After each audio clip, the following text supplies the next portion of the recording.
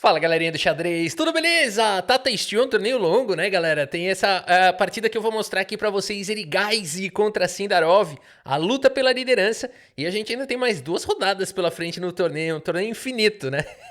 É cansativo ser jogador de xadrez profissional, tem que ter preparo, além de tudo, muito preparo físico mesmo, né? Porque isso daqui desgasta pra caramba jogar torneio longo assim. Tanto mentalmente, psicologicamente, fisicamente, é uma atividade de alta resiliência, né? Meus amigos, bora dar uma olhada aqui. Arjun o Erigaiser jogando contra Sindarov, meus amigos. Um oferecimento Sindarov para dor de cabeça, resfriados, para dor de cabeça, resfriados e por aí vai. Ou aperitivo, ou também serve de aperitivo. Agora até esquentou aqui.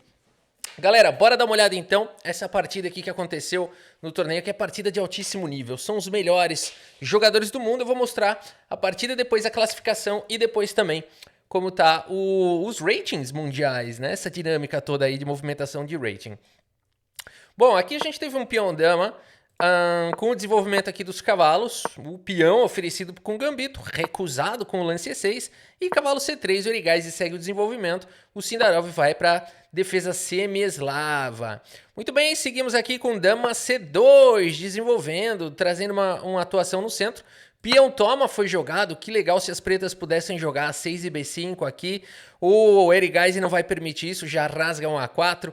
E aqui C5 foi jogado pelo Sindarov atacando o centro. Peão toma foi jogado e cavalo C6. Por enquanto, material tudo igual. O jogo rápido aqui, o Erigaisi. O Sindarov gastou um pouquinho mais de tempo, ainda assim tá tranquilo o relógio. E4 foi jogado, cavalo B4 diretamente ataca a dama. Dama mantém o controle da casa de D3. E claro, da casa de C2, bispo por C5, captura o peão, tem um peão a mais aqui momentaneamente o Sindarov, mas claro, imediatamente aqui o Erigaisi pode recuperar. E agora a E5 foi jogado. Hora de proteger o rei, todo mundo faz o rock. E aqui bispo G5 segue colocando uma cravada aqui para cima deste cachorro.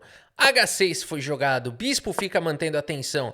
Dama em E7 foi jogado, H3 controla a casa de G4, bispo desenvolve aqui em E6, confrontando o bispo de casas claras, e aqui o Sindarov vai para essa ideia, bem interessante, bem ousada de jogar esse lance. Esse lance aqui, se fosse aqui no bairro, o Tripinha jogou isso daqui na mesma posição, Todo mundo saiu dando gargalhada quando ele fez esse lance. Falou, pendurou o peão de E5. E o próprio Tripinha falou, putz, ele fez o lance e fez, putz, pendurei, né? Agora, olha a diferença. Aqui o Sindarov faz esse lance com um sorriso no rosto, sabendo exatamente o que tá fazendo. Não é pendurada, é sacrifício, né? Então, muito bem. Cavalo por E5. O Erigaisi paga pra ver. Puxa vida, esse lance captura um peão, protege aqui o bispo. Vambora. E agora temos o lance torre de A em D8, ou seja, de fato o Sindarov sacrificou um peão. Será que o Erigaisi estava preparado para isso? Vamos ver como segue o jogo. Bispo por E6 foi jogado. Eu acho que o Erigaisi não estava no seu preparo, porque aqui ele gastou quanto tempo? Quase 20 minutos aqui para fazer esse lance, né? E além de tudo, não é o melhor lance. O melhor lance aqui, segundo máquinas, seria Bispo E2. O segundo melhor lance seria A5. O terceiro melhor lance seria Rei H1. Não são lances fáceis, nem naturais. E aqui, Bispo toma foi jogado, Dama toma. Não é um erro do Erigaisi, nem nada disso. Mas, enfim, o jogo segue com igualdade. Cavalo atacado, pressão no peão. A partida segue com o cavalo em F3. Mas aqui o cavalo continua cravado. Você pode pensar num G5 aqui, mas o Sindarov joga de uma maneira mais elegante, ele joga esse lance torre D3, um lance que bota medo, né? Esses cavalos aqui meio atacados, não sabe se vai sacrificar ou não, e aqui saiu da cravada, elegante. A partida seguiu com E5 agora aqui pelo Erigaisi, ele protege o seu peão, ataca o cavalo, cavalo vem para casa de H5 e agora o cavalo centraliza aqui em E4, muito bem.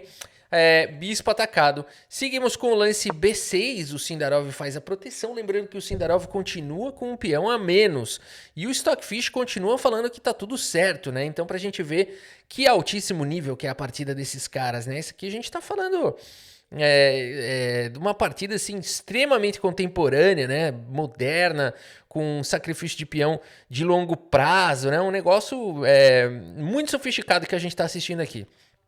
Bom, a partida segue com o lance torre A3, o melhor lance da posição. Os caras são bizarros.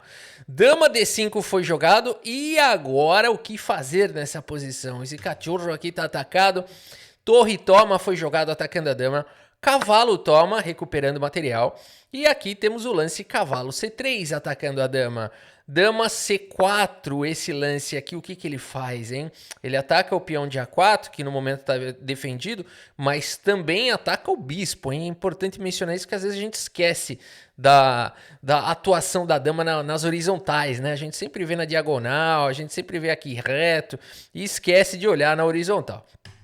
Bom, torre D1 foi jogado, o cavalo aqui atacado, e agora finalmente, depois de tanto tempo, o Sindarov recupera o seu peão, jogando esse lance cavalo toma.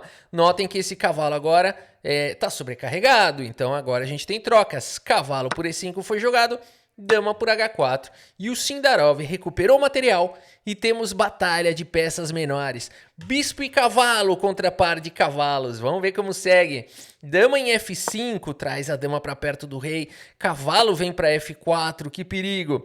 E agora temos o lance cavalo em E4. As peças vão chegando, a posição é tensa. Bispo atacado.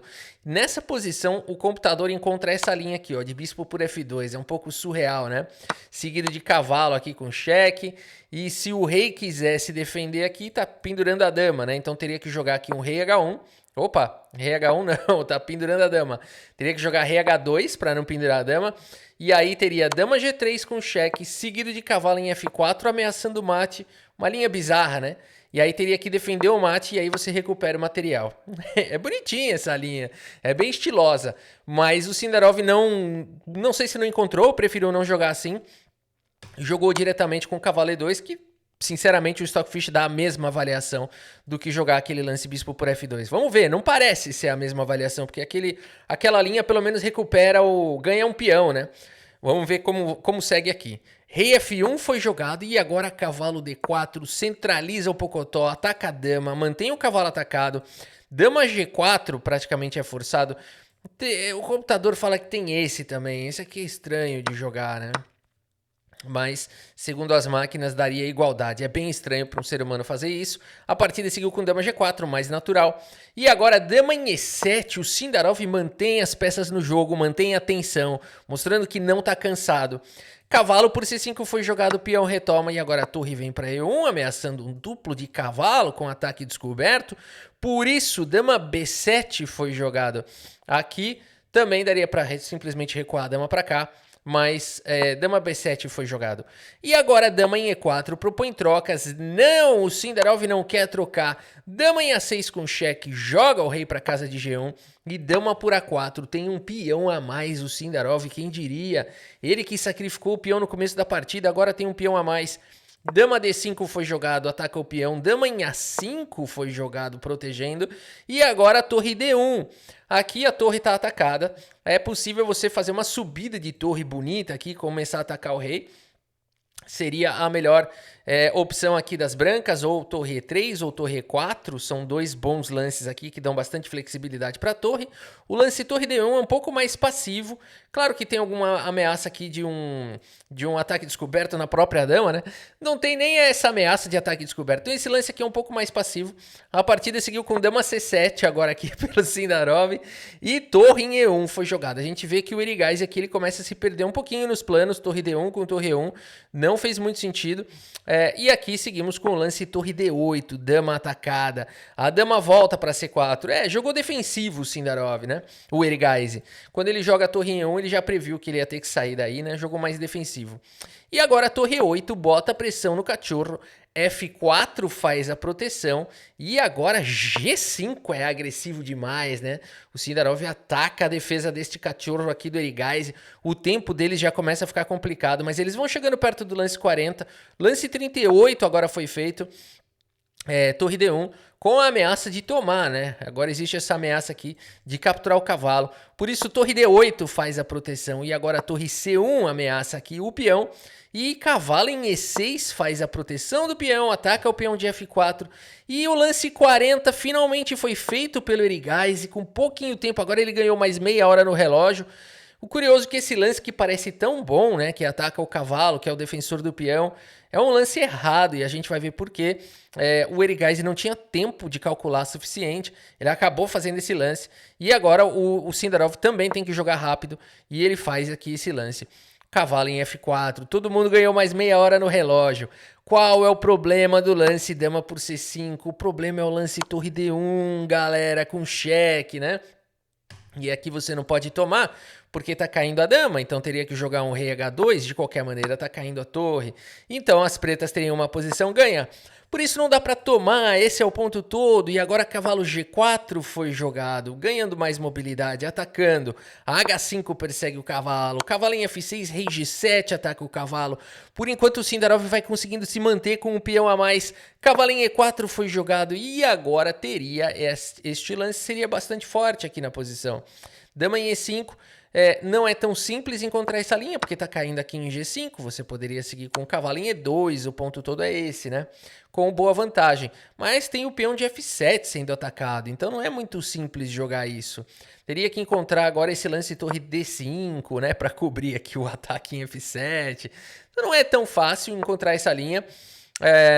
O Sindarov preferiu jogar o lance dama B7, que imobiliza esse cavalo. Cavalo por G5 agora tá levando dama por G2, cheque mate.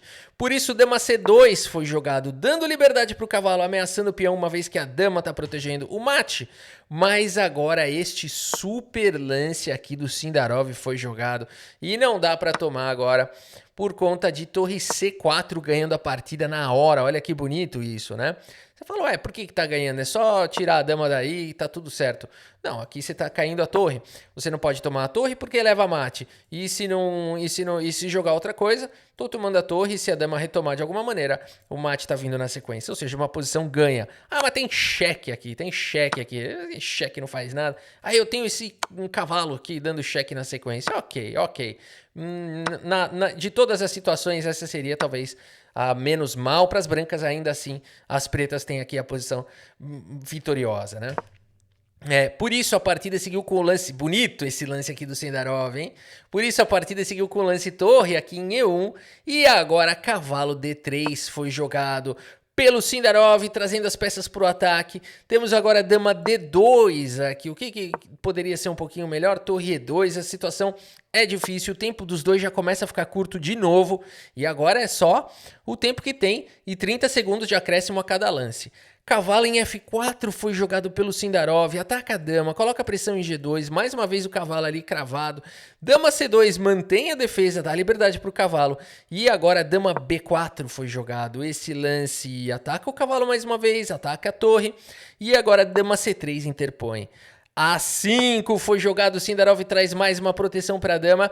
E finalmente o Erigaisi recupera o material com o cavalo por G5. Mas nada é tão simples, porque depois de dama toma e peão retoma, temos torre D2 e o Sindarov continua com a dianteira, galera, porque agora o peão aqui tá atacado. Rafa, é fácil, é só jogar G3, aí cai. G3, ok, aqui tá protegido, né? Aqui poderia seguir torre G2 com cheque primeiro, e aqui depois de rei F1 ou rei H1, tanto faz, torre por G3, né? Então aqui a gente já teria também uma posição aqui melhor para as pretas. Por isso, a partida seguiu com o lance rei F1, não tão bom, aqui talvez G4, mas enfim, rei F1 foi jogado e agora torre por G2. Opa, o computador não gosta disso, diz que um H4 aqui seria bom, mas a posição é difícil demais para ser analisada com pouco tempo no relógio. A partida seguiu com torre E4, mais natural, tentando atacar o cavalo, que é a base da defesa da torre, mas agora a gente vai cair no finalzinho, porque torre por cavalo foi jogado, torre por cavalo. E rei F6. Sindarov, que entregou um peão na abertura, tem um peão a mais nesse final. Torre A4 foi jogado e agora torre G3, dá um duplo, na verdade é um triplo, tem 3 peões atacados. Torre C4 foi jogado e agora torre por H3. Temos agora o lance rei G2 atacando a torre vem para casa de E3. Torre por C5 recupera um pouquinho de material, mas o Sindarov se mantém com um peão a mais. Torre E5 propõe trocas, defende o peão. Torre C7 foi jogado, impedindo o rei por peão. E agora o lance A4 foi jogado, nada de tomar esse peão. Poderia tomar, não é ruim, mas A4 é mais agressivo porque existe a ameaça de torre A5. Por isso torre A7 foi jogado não permitindo. E aqui torre E4 protege o peão. E torre C7 mantém a proteção deste peão. Torre E7 propõe trocas, torre cheque, e agora o rei ganha esse tempo de capturar o peão aqui em F5, torre em A6 evita o lance torre A7, e agora a torre em E4 protege o peão. Torre C6, vejam que o Erigaisi vai sobrevivendo, mas o Sindarov encontrou esse padrão na partida, né? Ele vai, faz os lances, o Sindarov é obrigado, o Erigaisi é obrigado a fazer algum lance e o Sindarov vai e faz de novo a mesma manobra. Confronta a torre dá cheque, a torre cobre, e quando a torre sai agora para a casa de C7, agora sim o Sindarov consegue acesso à casa de A5, bonita, né? Bonita sequência. Que execução bem feita aqui do Sindarov. Ele ganhou a horizontal, né? Ele precisava colocar a torre nessa coluna e agora já não dá mais para parar esse peão. Claro que ainda joga mais um pouquinho, mas nessa posição, Erigaisi, meus amigos, abandona aqui a partida. Abandonou porque não dá mais. Que bela execução do Sindarov. Que partida bem jogada, né? 94,5% de precisão. Absurdo. O Erigaisi jogou muito bem, mas o Sindarov realmente arrebentou, né?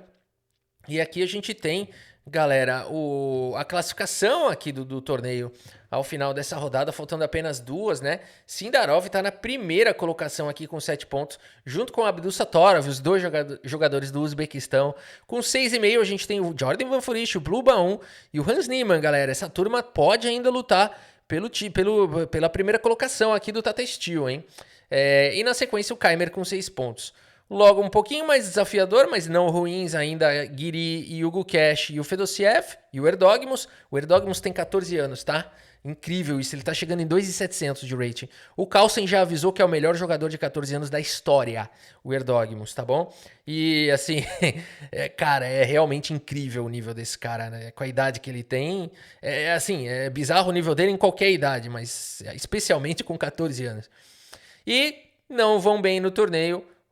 Para os indianos, olha que loucura, 3 indianos aqui no fim da tabela, cara, Pragnanandh, Chitambaran e o Erigaisi que tá despencando o rating dele, né, aqui na tabela ao vivo. Ó, vamos trazer aqui a tabela ao vivo para vocês verem, ó. Magnus Carlsen, aqui a gente tem na primeira colocação do ranking mundial de rating, depois Hikaru Nakamura, Caruana, são os 3 jogadores com 2.800, né? O Rafa, você arredondou do Caruana. Ok. Dá pra arredondar, não dá? E aqui, Keimer tá indo muito bem, né, cara? Será que ele vai chegar nos 2.800? Aqui temos o Abdusattorov subindo aqui no ranking, hein, cara? Ele subiu 7 posições recentemente, o novo número 5 do mundo. Firuja não tá jogando esse torneio. Guiri perdeu um pouquinho de ponto. Erigaisi perdeu bastante, galera. Ele chegou a 2.800 há pouco tempo atrás, né?